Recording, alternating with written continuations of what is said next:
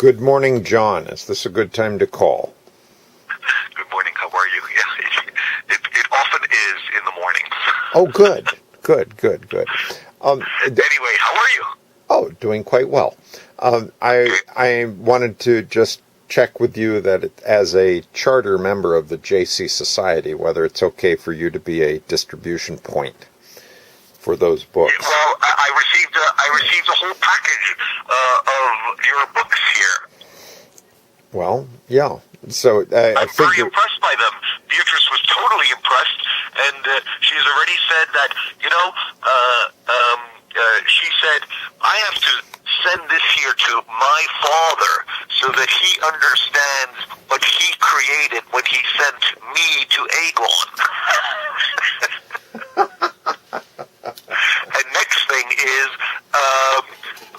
the suggestion is we should send this here to the spouses of the various students that were there during those years, because then their spouses will start to understand their spouses. Right. But the larger issue that I wanted to address today was beyond distribution. We can come back to that point.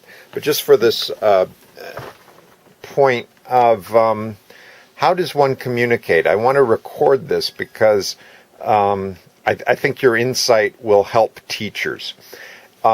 It was 2 years ago that we created this ebook, more or less. It was based on the speech and some of the meditations of John Corlett. 2 years that ebook has been floating around. And it's only when it becomes available in a book form does someone in your household become aware of it. And so, to me, it's becoming more and more clear that sending someone an ebook does not guarantee transmission. Well, here is the next funny thing that I observed, because I had this conversation with Beatrice this morning, and I said, but it's funny. I had a photocopy of this, and I left it in Vermont, on the table, and nobody really read it. And she says, yes, but it's very different when you receive it in a book format. It's something that you read, but a photocopied version, just printed out, is not read. This is a tremendous gap in my perception, because I understand that some people have more attention to color and to form, and if the form with the proper cover is present, that piece of paper gets read, while if it's just a photocopy from a book, it doesn't get read. That's right. And that seems to be correct. I actually, there's a little book that I always distribute. I probably gave it to you. It was called. It was written by a librarian. Let me just think of the name. 38 pages. Reading the Map of Knowledge. 38 pages. Yeah, it was very short. Do you remember it?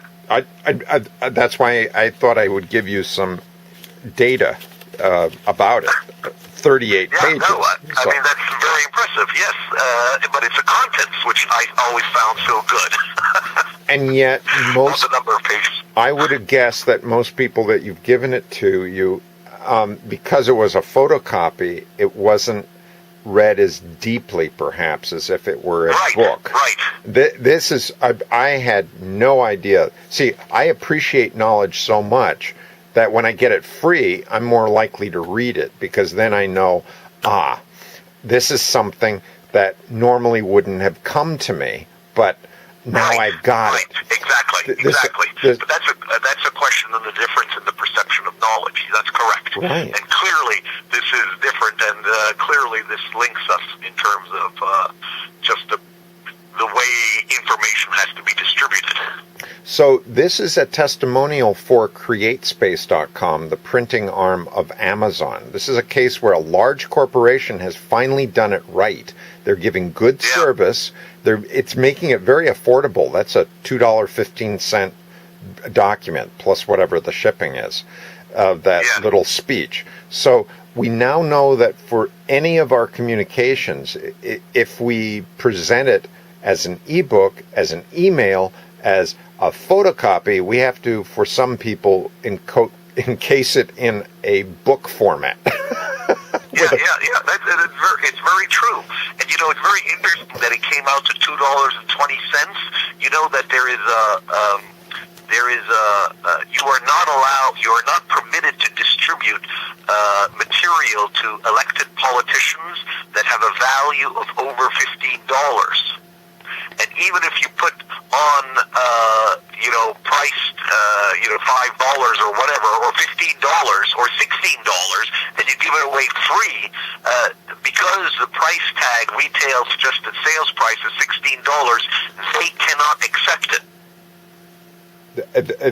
Because they're lumping this in. Apparently, I guess someone might be persuaded to vote in your favor if you got a photo book of Italy that was valued at $40. That is correct. This is what this arbitrary $15 line. Okay. Yes, exactly.